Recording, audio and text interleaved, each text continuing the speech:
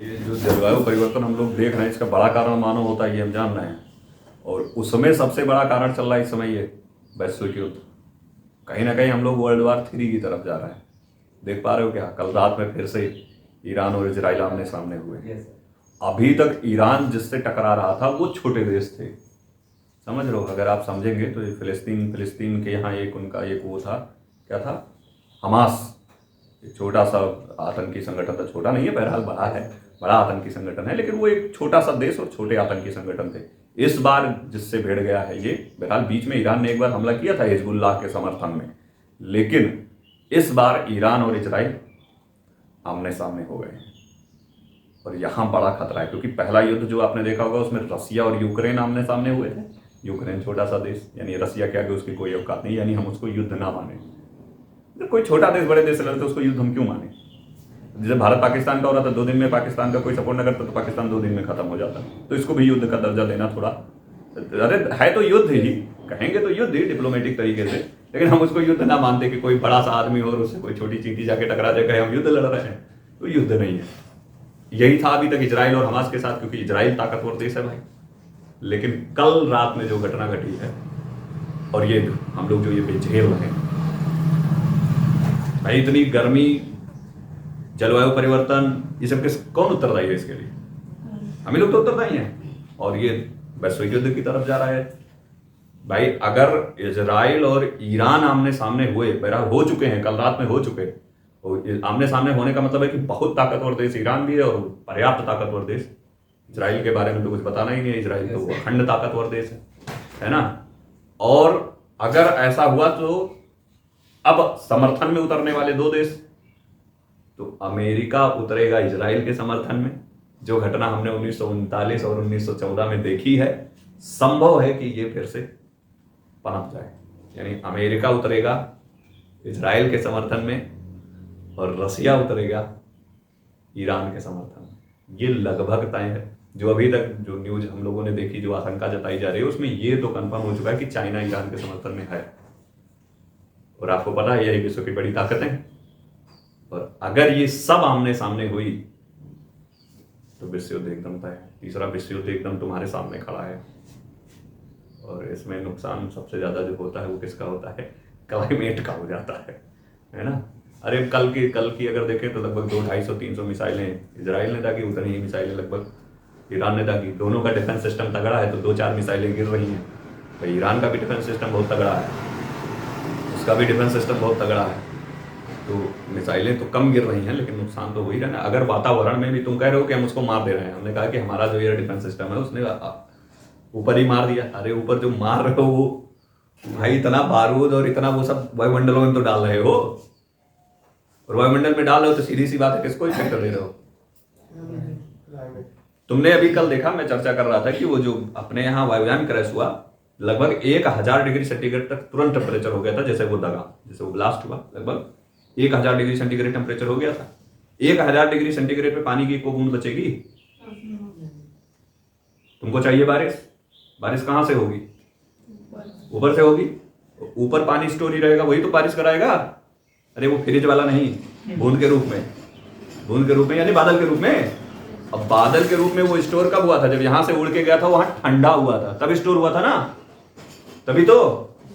अब ये बेचारा ऊपर है दगाए दे रहा।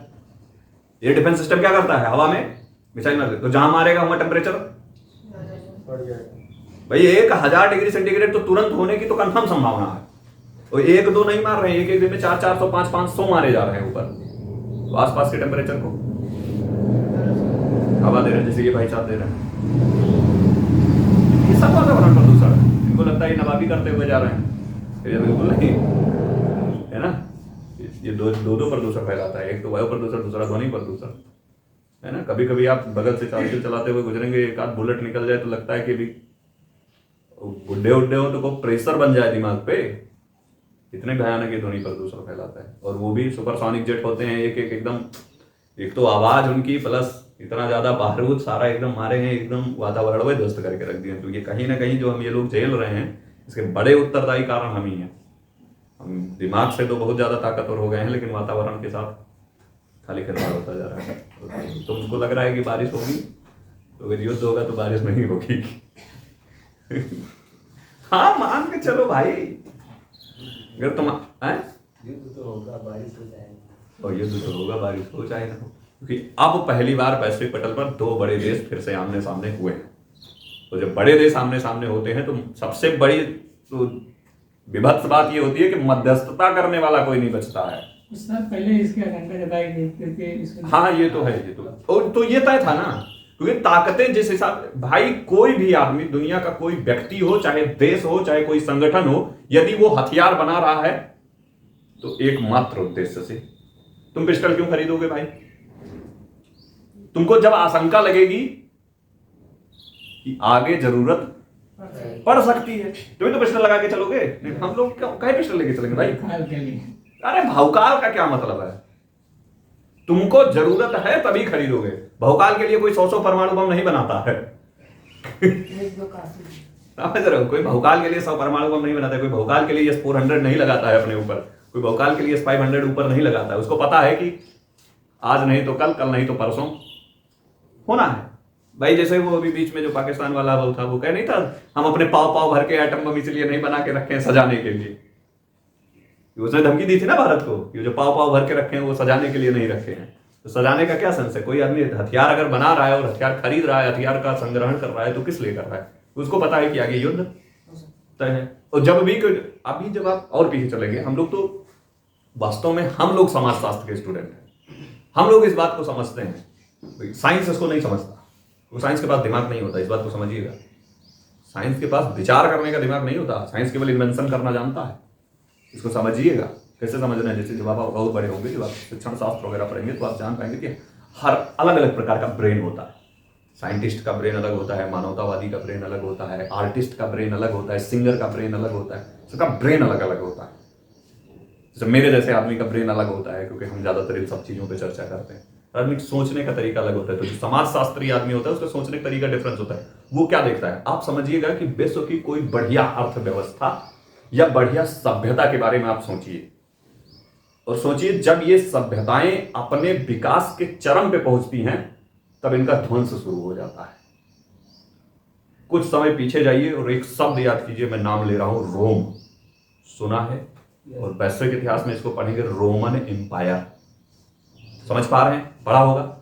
जब आप रोमन एम्पायर को पढ़ेंगे, जो वर्तमान में इटली की राजधानी है रोम, यानी उसी के आसपास फैला हुआ पूरा क्षेत्र, रोमन एम्पायर एक विस्तृत क्षेत्र था, वो तो विखंडित हुआ। जब आप पढ़ेंगे तो आप पढ़ेंगे कि वो विकास और लग्जरिटी आप कह सकते हो जिसको, मतलब एकदम जहां सारी चीजें उपलब्ध हो।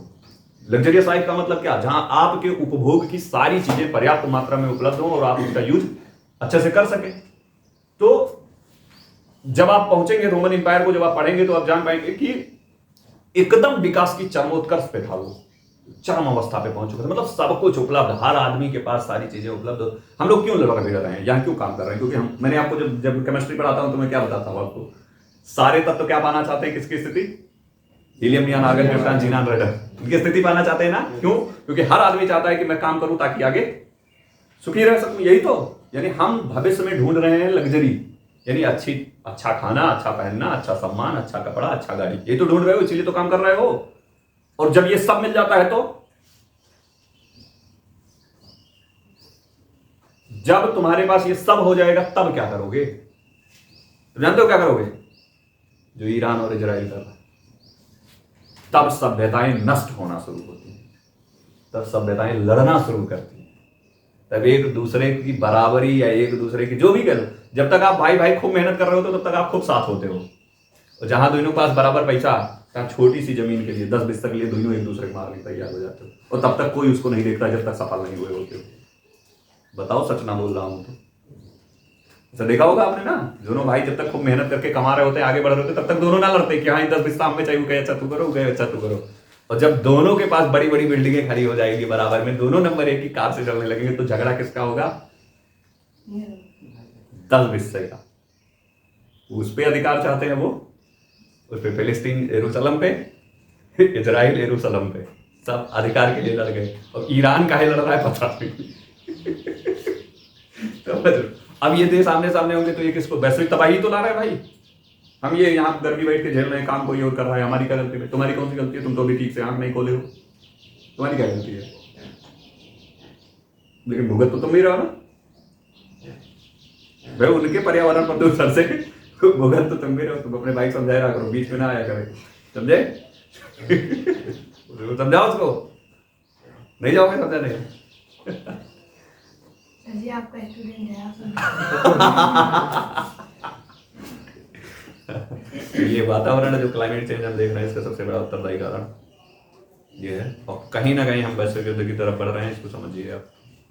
और अगर ऐसा हुआ, अगर आने वाले 10 दिन तक भी ये दोनों देश आमने सामने रहे, यूक्रेन और रसिया का मत देखिएगा कि 3 साल तक थे, अगर ये दोनों एक दूसरे के सामने रह गए 2-4 दिन, तो विश्व युद्ध तय है, एकदम क्लियर कटता है। तो तुरंत सामने आएगा यूएस, या तो हस्तक्षेप करेगा कि भैया रुको। तो अगर ऐसा ना हो पाया तो वैसे भारत